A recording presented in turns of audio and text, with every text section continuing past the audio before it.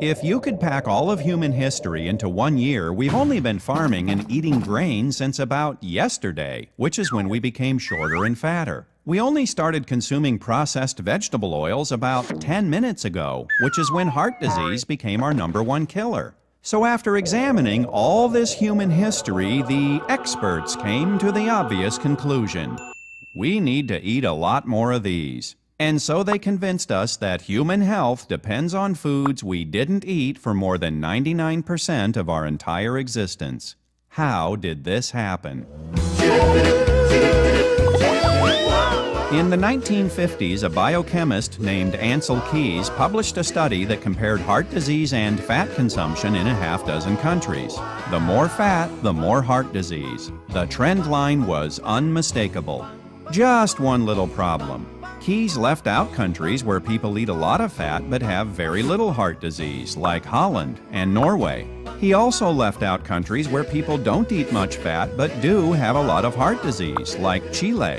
In fact, Keys had reliable data from 22 countries, and the results were all over the place. But you can't make a big splash in the scientific community with a trend line that looks like this. So Keys did what any dedicated researcher would do. He threw out the data that didn't fit and published his results. His punishment for this bit of scientific chicanery was to get his picture on the cover of Time magazine. Keys became known as the father of the lipid hypothesis, which says that eating saturated fat raises the cholesterol in your blood, and high cholesterol in your blood clogs your arteries and causes heart disease. The hypothesis that when you eat high fat, that produces high cholesterol, and the cholesterol produces heart disease, is wrong in every one of those links. This whole idea that dietary fat causes cholesterol problems is sort of a myth. The whole idea that cholesterol problems lead to heart disease is a myth. The theory is completely and totally wrong. It was a theory that was made out of whole cloth and then pushed. The term artery clogging saturated fat, it's as though it's all one word. It's become part of the zeitgeist. Everybody knows saturated fat is bad for you, but when you get back and you start looking at the medical literature and you root back through to find out where this whole idea came from, it's bogus. 3 authors who did root through the medical literature are science writer Gary Taubes, Swedish doctor Uffe Ravenskov, and British doctor Malcolm Kendrick. When they examined the data from all the big studies on heart disease, they discovered some pretty interesting facts. Here's my favorite. Guess how many studies actually prove that a high-fat diet causes heart disease? The answer? 0. That's right, none. In some of the largest studies ever conducted, researchers put thousands of volunteers on a low-fat diet and then tracked their health history for several years. The results? Nothing. They had just as many heart attacks as people who weren't on a low-fat diet. Since 1948, the Harvard Medical School has been following the diets and death rates of the entire population of Framingham, Massachusetts. One of the researchers involved in the Framingham study called the lipid hypothesis the greatest scientific scam of this century, perhaps of any century. And after more than 40 years, even the director of the study made a rather startling admission about what the study data actually shows. The more saturated fat one ate, the more cholesterol one ate, the lower the person's serum cholesterol. In other words, a high-fat diet does not automatically raise your cholesterol. Well, what about the second half of the lipid hypothesis? Whether it comes from your diet or not, doesn't high cholesterol cause heart disease? After all, that's what the experts have been telling us for 50 years. Lots of people have bad heart attacks and have low cholesterol. There's not really a huge correlation there. You've got people who have heart attacks and who develop plaque who have high cholesterol, people who have low cholesterol. There's really not any correlation. Michael DeBakey, the famous heart surgeon, compared the medical records of more than 1,700 of his own patients. He found no relationship between cholesterol levels and heart disease. When Dwight Eisenhower had his first heart attack, his cholesterol was only about 165. Wow, that's a nice healthy level there, General. So if high cholesterol doesn't actually cause heart disease, what does? The newest theories in heart disease development don't have anything to do with cholesterol. They have to do with inflammation. Cholesterol does not cause heart disease. Cholesterol is the thing that heart disease acts upon. The heart disease is the inflammation and the oxidation, the plaquing out of cholesterol once it becomes oxidized. So many people have been found that have low, normal or low cholesterol, and they still have bad heart disease. But most of those people, when they're checked carefully, will have signs of inflammation. To understand how inflammation can cause heart disease, let's look at what cholesterol actually does. Cholesterol is one of the most important substances in your body. Without it, you'd be dead. Your brain and your nervous system are full of cholesterol. The walls of your cells depend on cholesterol. Nearly all of your hormones are made from cholesterol. This stuff is so important, almost every cell in your body can make its own cholesterol if it has to. The heart disease story we all know goes like this. If you have too much LDL or bad cholesterol, it builds up in your arteries and makes them narrow. But if you're lucky, HDL, or good cholesterol, gobbles it up and clears it away. It's a nice, simple story. And it's a load of baloney. For one thing, LDL and HDL are not cholesterol. They're proteins that carry cholesterol through your blood. LDL carries cholesterol from your liver to your tissues, and HDL carries old cholesterol back to your liver where it's recycled. If you want more HDL, the last thing you need is a low-fat diet. What makes HDL go up? Fat in the diet. That's what raises HDL. So you increase the fat in your diet, and your HDL, deemed by even the most fervent anti-cholesterol person as the good cholesterol, HDL goes up.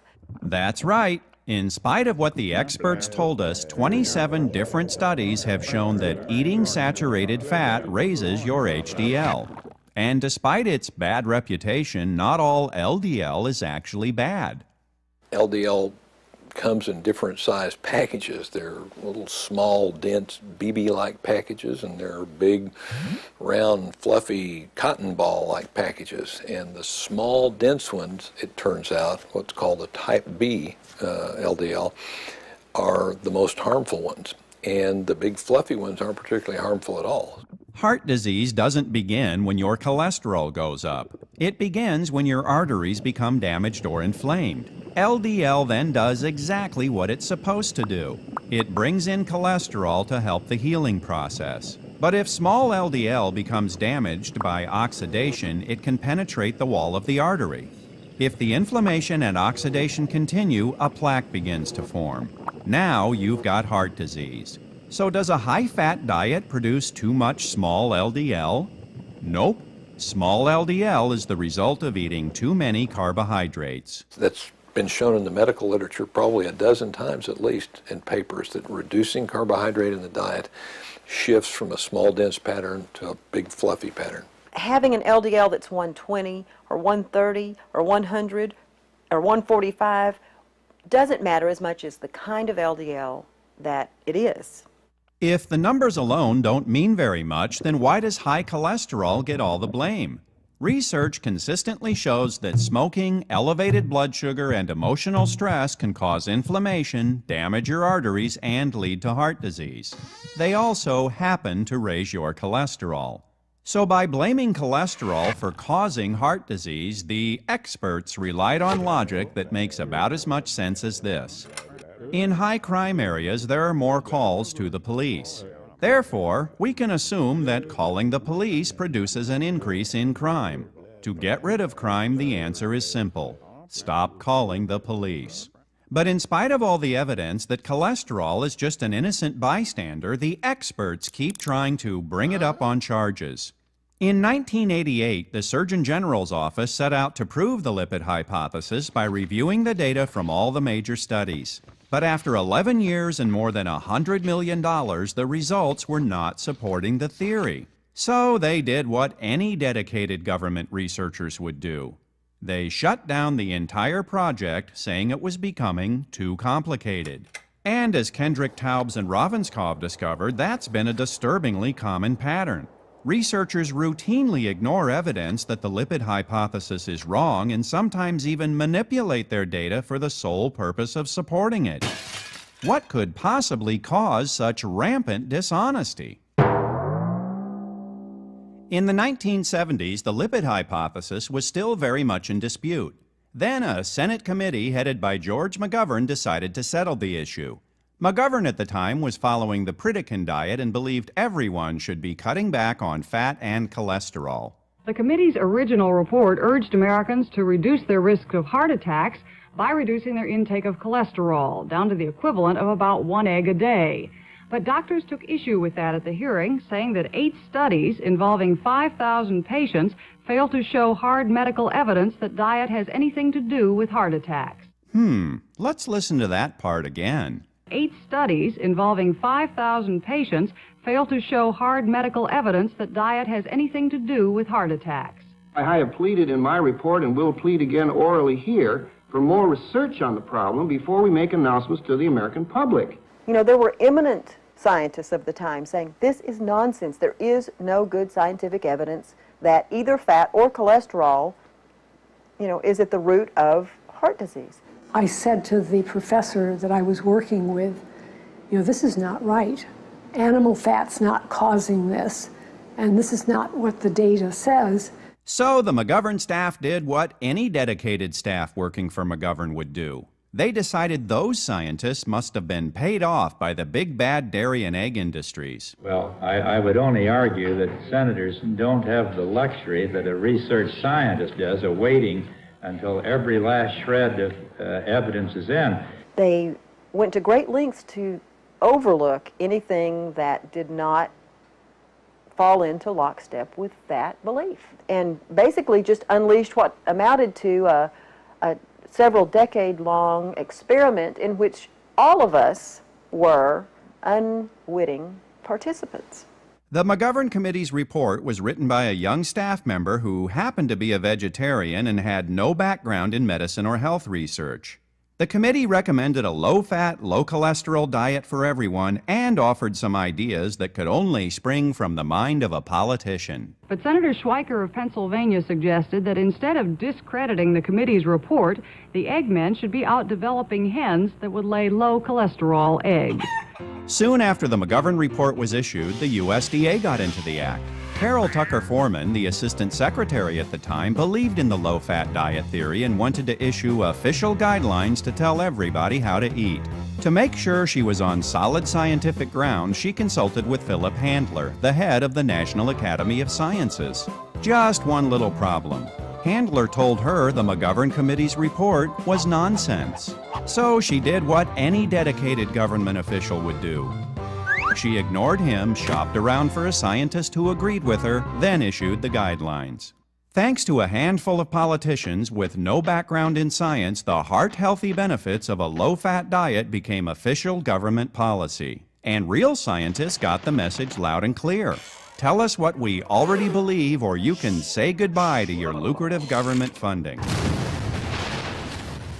There is influence that goes on, starting with the USDA, which is promoting commodity agriculture. So there is a lot of economic pressure on the people at NIH, on the people in the universities who carry out the studies for NIH. They live by their grants. No grants, no work, no job. Dr. Kilmer McCulley, a researcher at Harvard, went against the prevailing theory and published a study concluding that something other than cholesterol was causing heart disease. His reward for this bit of scientific integrity was to be denied tenure, lose all his research grants, and get shoved into a little laboratory in the basement. In academia, that's a polite way of saying you're fired. He also ended up on an unofficial blacklist, and it took him 2 years to find another job as a researcher. A lot of people have built careers on this, and these are careers built on a very shaky factual foundation. There's a reasonable reason to believe that from the beginning, but to persist in the face of so much overwhelming evidence really can't be based on science, and you have to think that there were other factors involved. It became an industry. In the 1980s, the National Cholesterol Education Program released new guidelines that said everyone's cholesterol should be below 200, which was about 20 points below normal.